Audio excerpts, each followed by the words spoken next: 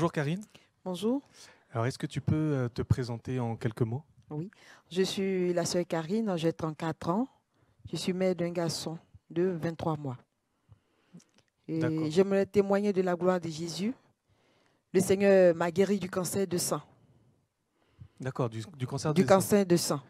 Ah bah justement, est-ce que tu peux nous Oui. expliquer justement? Oui, le Seigneur m'a guéri du cancer de sang. Ça fait un an. Un an, février 2017. Je ne me portais pas bien. J'avais des douleurs, mais je ne savais pas quel genre de douleurs. Je n'arrivais pas à expliquer. Moi-même, je n'arrivais pas. Quand je pars à l'hôpital, je dis, je suis malade. On me dit, non, on me donne du Doliprane.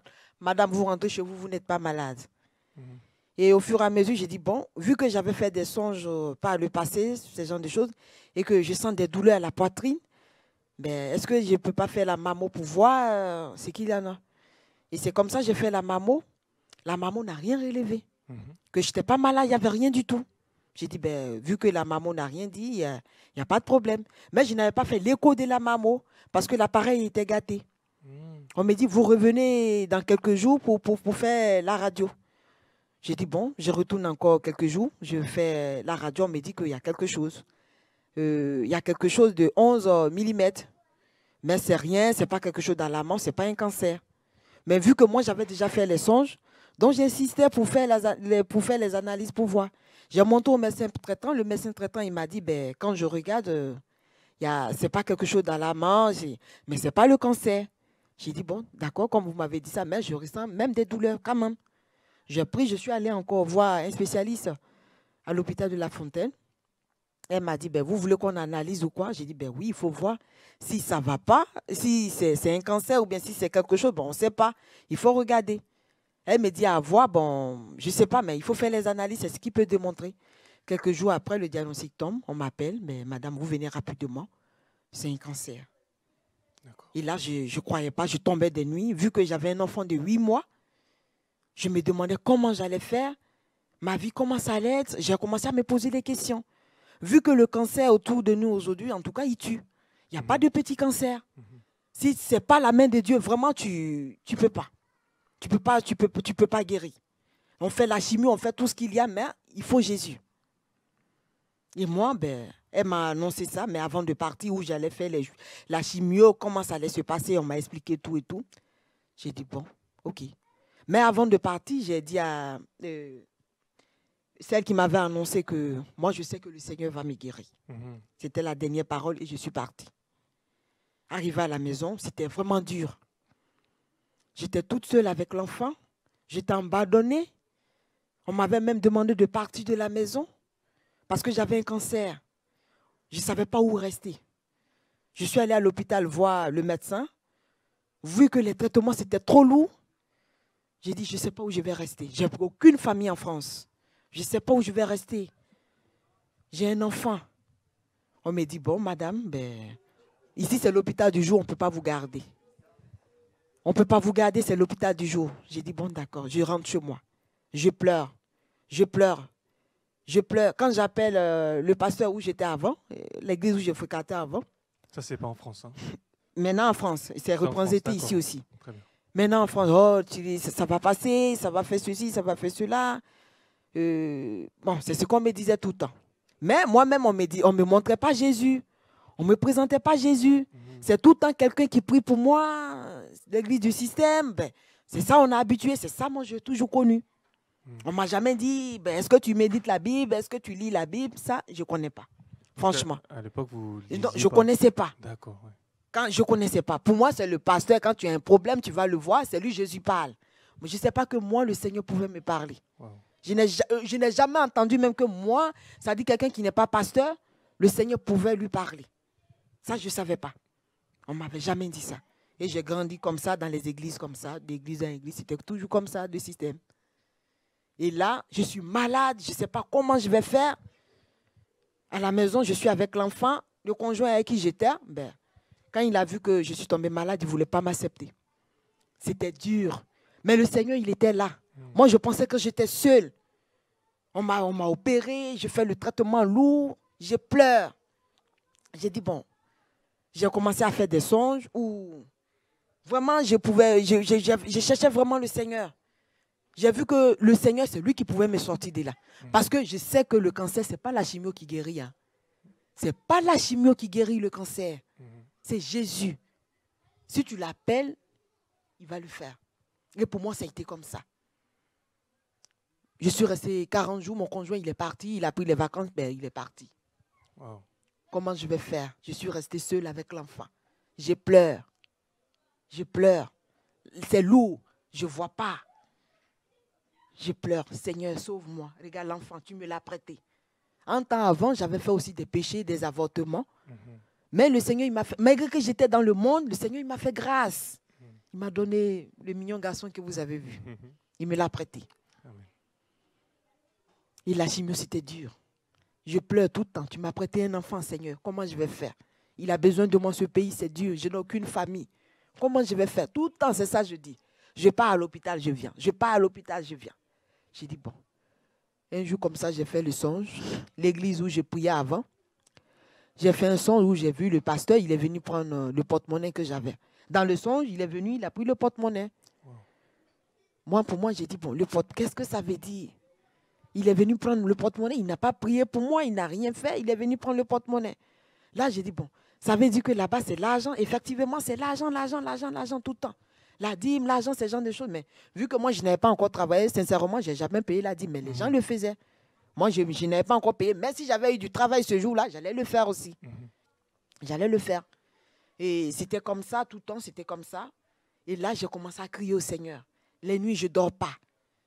Je vois les morts, je suis au cimetière. En tout cas, je vois tout. Wow. Je vois tout, le film, les gens qui sont morts du cancer, certaines personnes, je voyais ça. J'ai commencé à crier au Seigneur. C'est comme ça, il m'a dit, il faut me chercher. Et alors, Karine, excuse-moi, oui. Entre le jour où tu apprends que tu as un cancer et le jour où Dieu te dit, il faut me chercher, combien de temps s'est écoulé?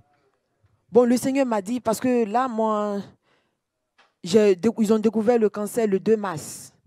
Moi, j'ai fait la mammo en février, fin février par là, dans le mois de février. Donc, le 2 mars, on m'a annoncé. Ouais. Et ça dit c'était en septembre. Wow. En septembre. Le mois de septembre. Donc 6 mois après. Hein? Oui, 6 mois après. Il m'a dit, il faut me chercher. Mais c'était dur, je voulais abandonner la chimio. Et alors justement, lorsque le Seigneur te dit, il faut me chercher, toi qui est accroché au système. Oui. Voilà, entre guillemets, ce n'est pas bonbon chrétienne. Je ne connais pas trop la parole. Voilà. Je partais tous les dimanches comme les autres. Ça t'a fait justement cette parole qui est finalement, lorsqu'on pense être délaissée, toute seule. Voilà, et se dire que on pense suivre un système qui est censé nous apporter la vie, nous montrer le chemin du Seigneur, de connaître, pour qu'on puisse connaître le Seigneur. On entend le Seigneur nous dire, mais cherche-moi. Cherche Dieu, oui, il faut chercher Dieu. Moi, je me suis réveillée, j'ai dit, mais comment je vais faire? À l'époque, je n'avais pas d'argent. Je ne sais pas comment je vais faire pour sortir.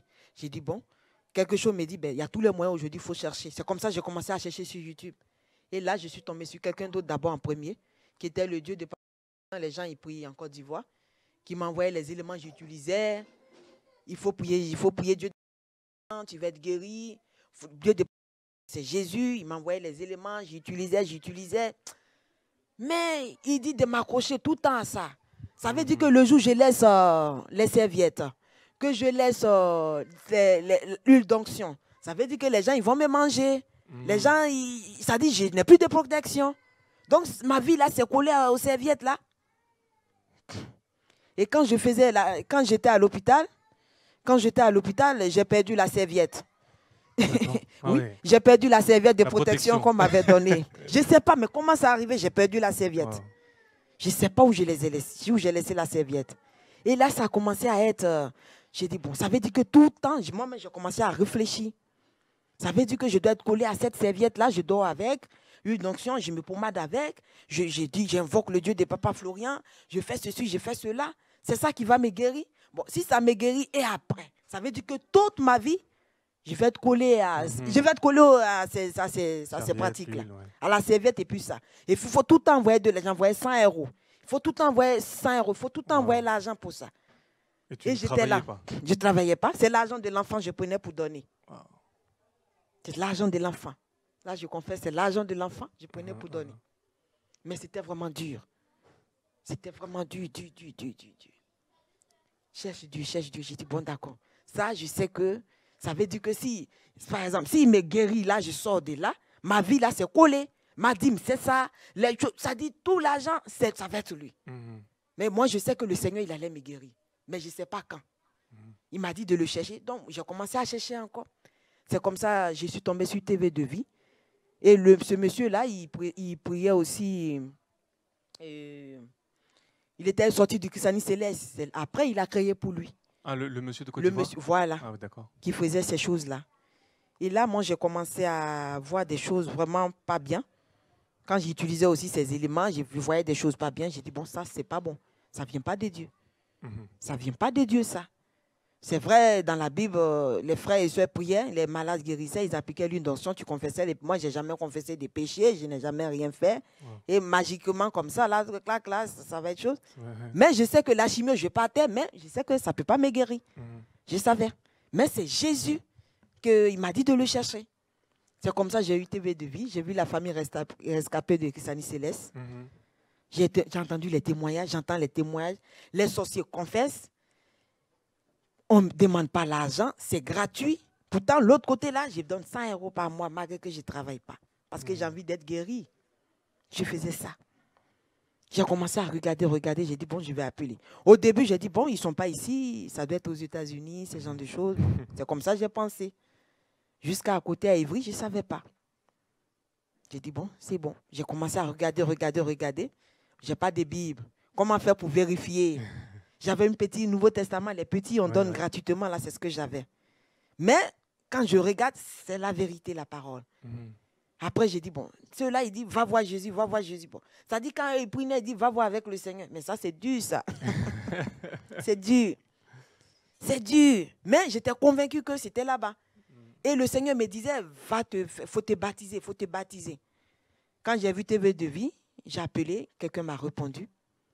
Il m'a dit, bon, vous êtes où? J'ai expliqué que je n'ai pas de famille ici. Je suis avec mon enfant. En tout cas, je souffre. Dieu m'a dit de le chercher. C'est pourquoi j'ai appelé. Il m'a dit, c'est en France ici. J'ai dit, ça tombe bien. Vous êtes où? Il dit, Ivry. Comment faire pour venir avec le traitement? Comment faire? Et le frère là, il m'a dit, bon, nous, on va venir, on va vous rappeler. J'ai dit, vous allez venir chez moi? Il a dit oui. J'ai dit, bon, je n'ai pas cru. Quand il a dit ça, je n'ai pas cru. Franchement, je n'ai pas cru. Mais j'ai dit, OK, comme ça. J'ai dit, bon, où j'ai pris, je vais tout le temps. Je n'ai pas vu quelqu'un. Personne n'est venu me rendre visite. On n'a pas de mes nouvelles. C'est où j'appelle là, la personne va débarquer comme ça chez moi. Non, quand même. Qu'il arrête ça. Et c'est comme ça, le frère, j'ai commencé à regarder Ivry, la distance, comment il va faire pour venir. Cette distance-là, il va parcourir pour venir chez moi. Il ne me connaît pas, je ne le connais pas. Et là, il va venir. Bon, d'accord. Le frère, je fais ça. Le frère, il m'a appelé un jour, il a pris rendez-vous. Il a dit, bon, vous pouvez venir. J'ai dit, non, je ne peux pas venir parce que le traitement, il est lourd. J'ai rendez-vous aussi à l'hôpital. Il dit, bon, nous, on va passer vous voir. Vous allez passer me voir? Il dit, oui. On a donné rendez-vous. Il a dit, tel jour, je vais passer. J'ai dit, d'accord. Le jour de rendez-vous arrive. Le frère, il m'appelle. Bon, j'ai vu qu'il restait 10 minutes. Il allait être là. Il allait venir. J'ai dit, bon, est-ce qu'il n'est pas encore chez lui? Il faut qu'il se rappelle qu'il doit venir. Donc, je l'ai dévancé, je l'ai appelé. Est-ce que tu vas venir? Il dit, je suis presque arrivé. Vous m'excusez, mais je suis presque arrivé. Je serai à la gare dans tel peu de temps. J'ai dit, oh, il va venir. Il m'appelle quelques minutes après, je suis à la gare. Vous êtes dans quelle gare? Il dit, gare de Vitaneuse. Chez moi, là, il dit oui. J'ai dit, oh, Seigneur. Quelqu'un va passer me voir, vu que je n'ai pas de famille ici, je souffre. Le cancer, vraiment, c'est dur. C'est dur. Je n'ai pas de famille, comment je vais faire? Le frère, il a dit, je viens. J'ai dit, OK. Je me suis débrouillée là, il a dit, il venait, j'ai fait chose. Moi, franchement, quand il venait, j'ai eu peur un peu. J'ai dit, mais quand il va venir, parce que les pasteurs, quand ils te rendent visite, tu payes le transport. Wow. Oui. J'ai commencé à imaginer, mais moi, je n'ai rien. Comment? J'ai commencé à penser aux choses comme ça. Mais quelqu'un dit, il va venir me voir. Est-ce que vous comprenez un peu? Parce qu'avant, dans le système, les pasteurs, quand ils viennent chez toi, on paye leur transport. On paye, on fait à manger, on fait on fait tout ce qu'il y a. Le pasteur, il vient chez toi. Incroyable. Vous voyez? Et vu que moi, je n'ai pas d'argent, mais comment il dit, il vient chez moi? C'est là, j'ai vu que je n'ai pas l'argent, je n'ai rien. Et lui, il va venir. Comment je vais faire pour payer son transport? Rien. J'avais un peu cette peur-là, mais je ne lui ai pas dit. J'ai caché ça pour moi. Et le frère, il est arrivé quelques minutes après. Il a pris le bus, il est descendu. Il dit, bon, j'habite en France, je suis passé le chercher. J'ai fait ça, je le vois de loin. J'avais déjà vu sur les vidéos, je l'avais déjà vu. Et je l'ai reconnu. Quand on est venu, il m'a écouté, j'ai parlé, comment ça arrivait. J'ai dit certaines choses que je faisais aussi qui n'étaient pas bien. Le péché. Je lui ai dit ça. Il a dit, ah vraiment, tu veux voir la main de Dieu, il faut t'accrocher au Seigneur, il faut abandonner le péché. Le péché nous éloigne du Seigneur. Le péché, ce n'est pas bon, ça nous éloigne du Seigneur. Tu veux voir la main de Dieu, mets ta vie en règle. Il faut prier le Seigneur, il faut crier à Jésus. Il m'a écouté, on a prié, il est parti. Il m'a dit, bon, et j'ai appelé, j'ai dit, bon, je vais prendre le baptême, parce que je n'étais plus à l'aise, le baptême.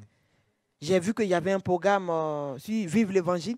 Je ne savais même pas que Vive l'Évangile, le monsieur là, j'allais le voir ici. Ah bon? Je ne savais pas que vous le connaissez, je ne savais pas. D'accord. Donc moi, j'ai vu quelqu'un qui prêche Jésus aussi, qui est dans la même vision. Donc moi, c'est par rapport à ça. TV2 Vie est venu chez moi, mais je ne savais pas que Vive l'Évangile, le monsieur, j'allais le voir ici un jour. Quand j'ai vu que c'était le même message, j'ai dit, bon, c'est que je peux aller prendre mon baptême là-bas. Je ne connais pas mon repas, je ne connais pas la France comme ça. Oui. J'ai pris le train, hop, je suis parti. Wow. J'ai pris le baptême, j'ai confessé ce que j'avais à confesser là-bas. J'ai pris le baptême. Je suis venu. Et là, le frère, au TV2 Vie, j'ai commencé à suivre les enseignements. Il y a des sœurs qui venaient me voir, qui priaient pour moi, quand je veux partir quelque part, qui viennent me chercher. Moi, je n'ai jamais vu cet amour-là de Jésus. Je n'ai jamais connu ça. Là-bas où j'étais, on dit, bon, on m'envoyait des messages, il y a telle soeur qui t'est mariée, envoie ta cotisation, il y a telle soeur. C'est ça, quand je vois ces messages-là, vraiment, j'ai dit, bon, pourtant là-bas, je suis là-bas tout le temps. Vous ne me demandez pas comment je vais, mais c'est les cotisations-là qui vous intéressent. Donc c'était ça, c'était dans ce système-là que j'étais. Et j'ai vu l'amour du Seigneur, des gens, ils témoignent du Seigneur. Vraiment, ils parlent de Dieu, tout le temps, Dieu, Dieu. J'ai dit, mais est-ce que des gens peuvent comme ça? Je me posais aussi les questions.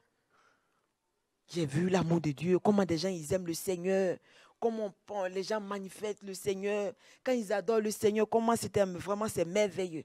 J'ai dit, mais est-ce que moi aussi, je peux faire ça? Je disais au Seigneur, fais-moi grâce, cette vie-là, je vais la vivre aussi.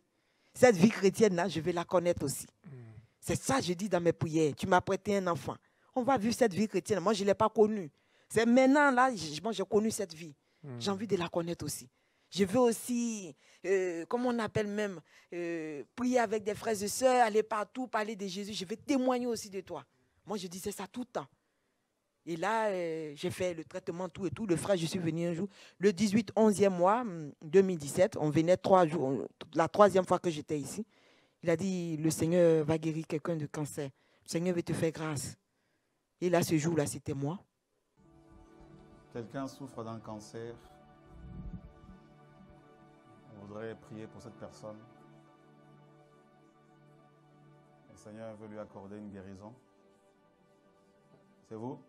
Venez, on acclame le Seigneur.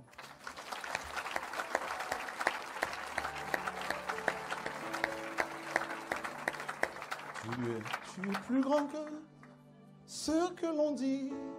Jésus, tu es plus grand que ce que l'on dit. Il est magnifique. Tu es plus grand que ce que l'on dit. Jésus, tu es plus grand que ce que l'on dit. Tu es excellent. Tu es merveilleux. Oh. Tu es plus grand que ce que la l'on gloire dit. te revienne. Tu es excellent. Tu es merveilleux. Oh. Tu es plus grand que ce que l'on dit. Donc les médecins t'ont condamné, c'est ça? Oui, ils vont faire l'opération au sein, ils ont enlevé. Même chose bizarre, où j'ai mal, c'est pas là-bas, ils ont trouvé la maladie. Ils ont trouvé la maladie où j'ai jamais eu mal du tout. D'accord. Mais là, présentement, j'ai toujours mal là, mais où on me traite là, j'ai jamais eu mal là. C'est bizarre ça. C'est bizarre. On va prier, on peut tous prier pour elle. Amen. Tu crois que le Seigneur peut te guérir? Ouais? Waouh! Le Seigneur est vivant. Père, au nom de Yeshua, notre Seigneur et Sauveur, au nom de Jésus-Christ, merci pour la délivrance de cette femme cet esprit de mort, quitte au nom de Jésus. Voilà. Quitte là.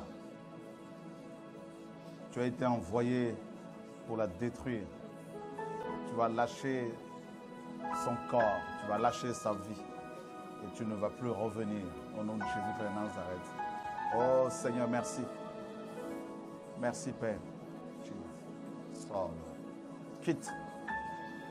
Sors au nom de Jésus. Waouh. Oh Seigneur, merci. Voilà. Tu remontes et tu t'en vas définitivement au nom de Jésus-Christ.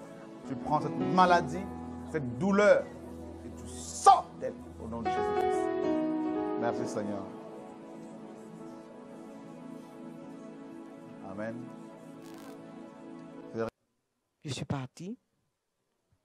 En novembre, le 18 novembre. Le Seigneur a parlé aux frères. Ça s'est réalisé. Quand je partais à l'hôpital, bon, je partais juste pour les formalités.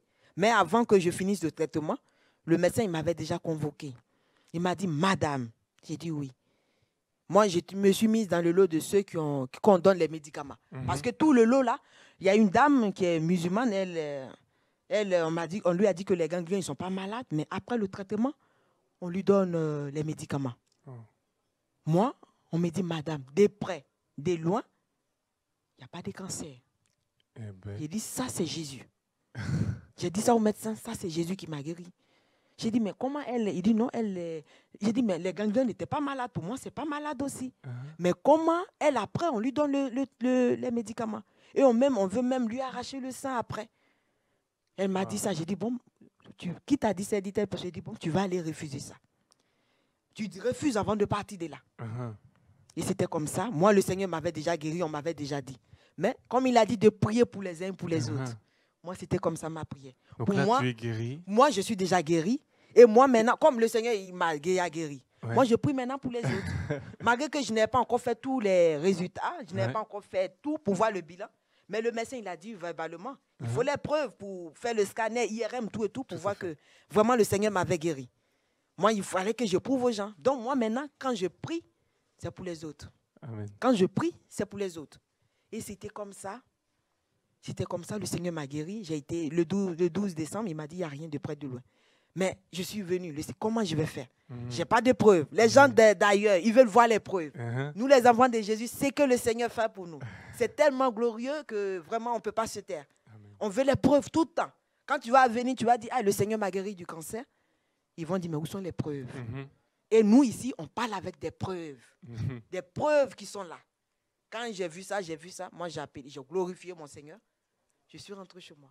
J'avais les résultats. Comment faire pour venir? Quand je vais venir, à chaque fois, les attaques. Quand je vais venir, tu ne te portes pas bien. Tu as des douleurs par-ci, tu as des douleurs par... Quand je pars à l'hôpital, on dit, vous n'avez rien, vous retournez chez vous. Moi, je prie, je suis là. Vous n'avez rien dans votre corps, vous retournez chez vous, madame. J'ai dit, d'accord. Et jusqu'à aujourd'hui, c'est ça.